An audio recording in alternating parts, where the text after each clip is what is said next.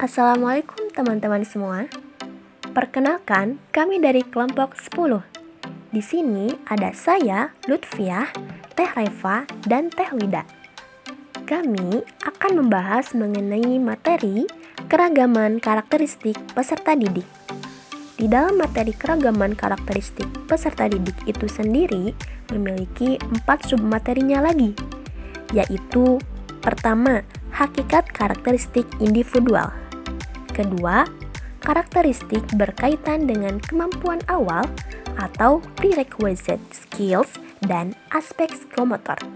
Ketiga, karakteristik yang berkaitan dengan latar belakang dan status sosio-kultural.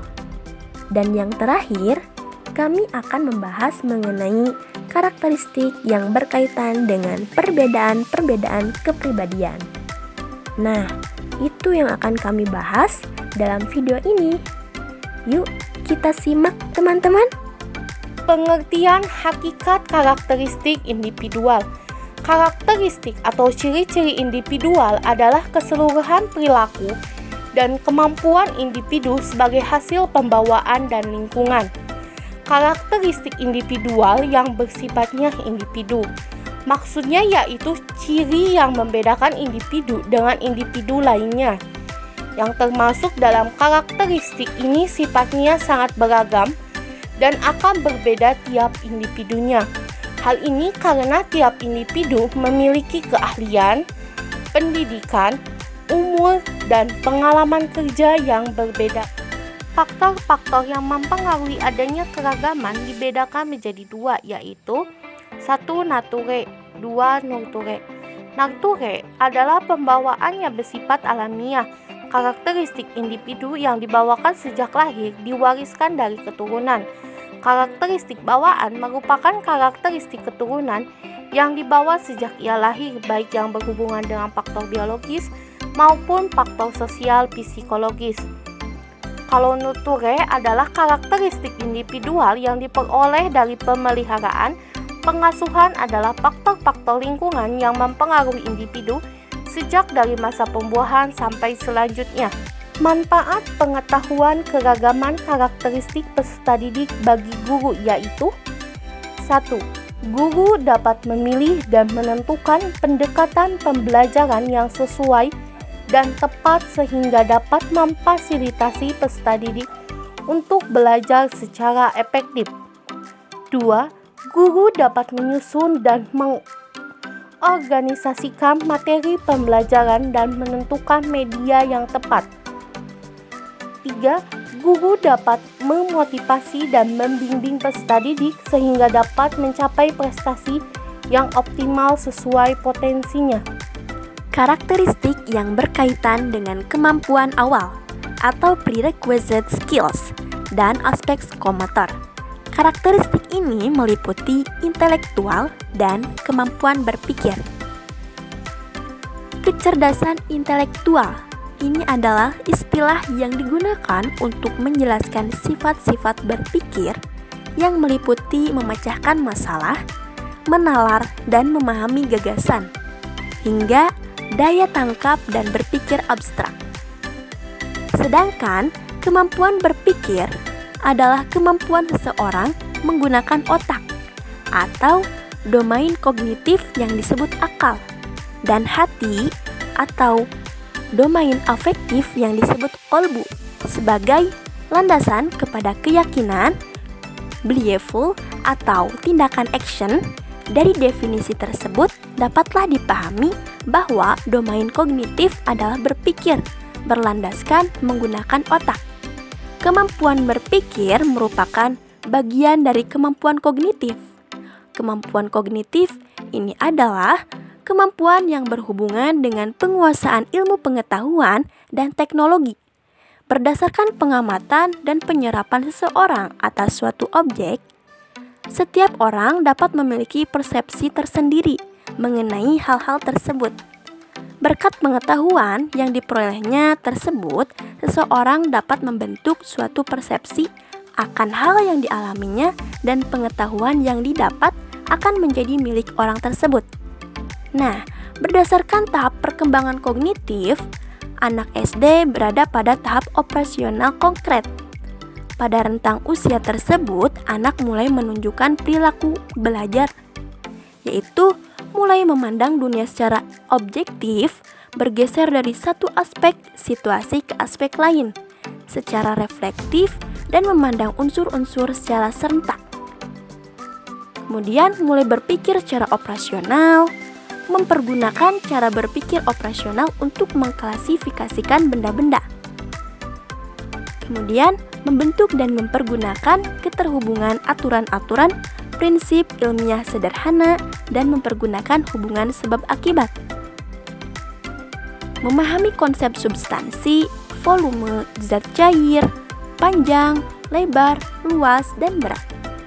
Nah, memperhatikan tahapan perkembangan berpikir tersebut, kecenderungan belajar anak usia SD yaitu ada konkret, integratif, dan hierarkis. Konkret ini merupakan proses berpikir lewat bayang atau tanggapan khusus yang terjadi dari pengamatan panca indera yang bersifat konkret. Berpikir dalam tingkatan ini mengandung kesadaran dan hubungan antara pengamatan suatu dengan yang lain dan belum ada. Integratif.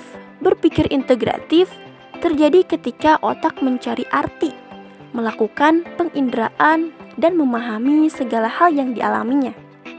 Proses berpikir ini berlangsung ketika terjadi getaran khusus 40 MHz pada seluruh bagian otak dan mendasari ditemukannya inteligensi spiritual.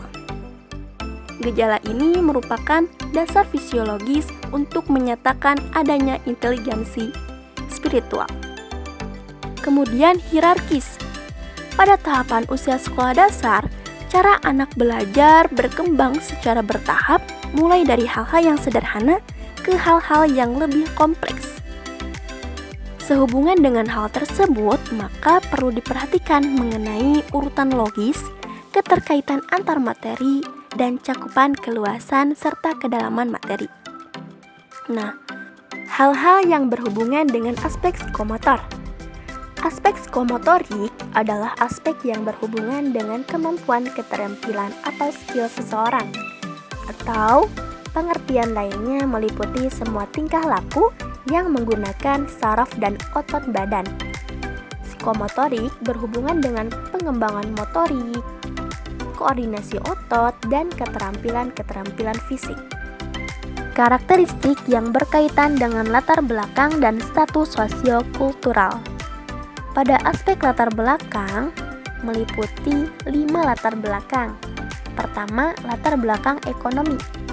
Peserta didik yang sedang mengikuti proses pendidikan pada suatu lembaga pendidikan berangkat dari latar belakang ekonomi yang berbeda-beda. Ada yang dari ekonomi rendah, sedang, tinggi. Latar belakang ekonomi ini sedikit banyak dapat terlihat dari gaya hidupnya. Misalnya, peserta didik yang berasal dari ekonomi tinggi atau high class selalu mengenakan dan menggunakan barang-barang mewah. Dan sebaliknya, yang ekonomi rendah hidup serba kekurangan, sehingga penampilan dan berpakaian pun seadanya yang dia punya. Nah, latar belakang ekonomi ini sedikit banyak akan mempengaruhi terhadap perilaku anak dan secara tidak langsung dapat mempengaruhi pada proses pendidikan di sekolah. Yang kedua yaitu latar belakang pendidikan orang tua.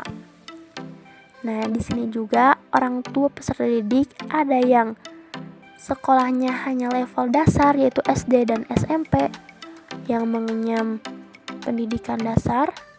Terus ada juga yang mengenyam pendidikan di perguruan tinggi baik dari level D1 maupun sarjana bahkan doktoral. Sehingga di sekolah guru harus memahami berbagai latar belakang pendidikan orang tuanya supaya dapat memahami kondisi peserta didik. Yang ketiga, latar belakang proses kelahiran.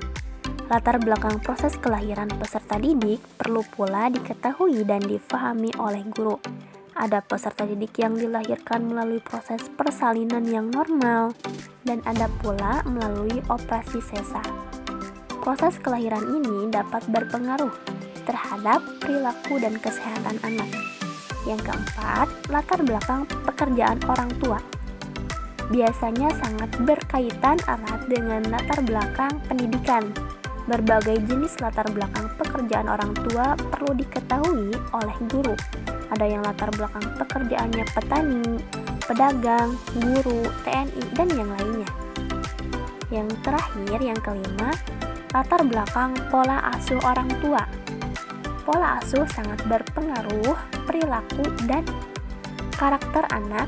Oleh siapa anak itu diasuh, itulah yang mewarnai perilakunya kelak. Ada 4 gaya pengasuhan yang berbeda, karakteristik mereka dan dampaknya pada anak-anak, yaitu ada pola asuh permisif. Nah, ini disebut sebagai pola asuh yang toleran atau penuh kesabaran. Yang kedua, pola asuh otoritatif. Gaya pengasuhan ini dikenal juga dengan pola asuh demokratis, di mana orang tua dan anak selalu bicara bersama untuk mendapatkan sebuah solusi bagi kedua pihak. Yang ketiga, pola asuh otoriter. Gaya pengasuhan ini ditandai dengan aturan orang tua yang kaku dan harapan tinggi untuk diikuti anak tanpa syarat. Yang keempat, pola asuh yang tidak terlibat. Nah, pola asuh yang tidak terlibat atau pola asuh yang tidak diperhatikan adalah gaya pengasuhan yang paling berbahaya. Dalam gaya pengasuhan seperti ini, orang tua abai dan tidak memenuhi kebutuhan anak-anak mereka, baik fisik maupun psikis.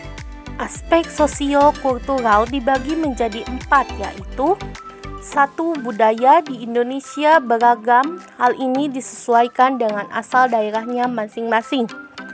Yang kedua, bahasa. Sesuai dengan daerah asal, tidak hanya terdiri dari bahasa Indonesia saja, tetapi terdiri dari beribu-ribu bahasa daerah. Yang ketiga, suku bangsa juga beragam. Ada yang berasal dari suku Jawa, Sunda, Batak, maupun yang lainnya. Yang keempat, ada agama. Agama juga beragam, baik agama Islam, Kristen, Protestan, Katolik, Buddha, maupun Hindu. Karakteristik yang berkaitan dengan perbedaan-perbedaan kepribadian. Kepribadian adalah keseluruhan pola tingkah laku, sifat-sifat, kebiasaan, kecakapan, bentuk tubuh, serta unsur-unsur psikofisik lainnya yang selalu menampakkan diri dalam kehidupan seseorang. Dari karakteristik ini dibagi menjadi 2 bagian, ada tipe kepribadian menurut Florence Littauer dan juga jenis kepribadian menurut Carl Gustav. Tipe kepribadian menurut Florence Littauer. Yang pertama adalah sanguinis. Anak dengan sanguinis memiliki karakter yang energik, ramah, memberikan kesan ceria dalam kondisi apapun, dan suka memotivasi orang lain. Para sanguinis memiliki kecenderungan untuk mencari perhatian, kasih sayang, dukungan, dan pengakuan dari orang-orang di sekitar mereka. Yang kedua, ada koleris. Anak dengan koleris ini memiliki sikap tegas, berorientasi pada tujuan, dan dapat mengatur sebuah tindakan dengan cepat. Anak kepribadian ini juga cenderung mencari kesetiaan dan penghargaan dari orang lain atas kemampuan dirinya. Yang ketiga adalah melankolis. Melankolis ini tipe kepribadian yang memiliki ciri pendiam, pemikir, dan juga perfeksionis. Sikap perfeksionisnya membuat sang anak mampu menyelesaikan tugas secara sistematis dan tepat waktu. Namun tak jarang hal tersebut juga membuat mereka menjadi pesimis, kritis, dan sering kecewa jika hasilnya tidak sesuai dengan usaha yang telah mereka lakukan. Dan yang keempat adalah flegmatis. Anak dengan kepribadian ini biasanya memiliki pembawaan yang selalu merasa cukup terhadap apa yang dimiliki, sederhana, mencari kedamaian, dengan lebih banyak diam, tidak mudah bergaul walaupun sesungguhnya mereka menyukai berada di dekat orang banyak, dan mampu menyeimbangkan diri mereka sendiri. Berikutnya ada jenis kepribadian menurut Carl Gustav. Yang pertama adalah introvert. Anak dengan kepribadian ini merupakan anak yang cenderung berfokus pada diri sendiri, lebih suka menyendiri, dan bersifat individualis. Orang introvert memiliki tingkat konsentrasi yang lebih tinggi, suka bercerita, mandiri, sulit bergaul, dan juga pemalu. Dan yang kedua ada extrovert. Anak dengan tipe ini cenderung menyukai kehidupan di luar, di mana bisa berinteraksi dengan orang lain dan lebih terbuka.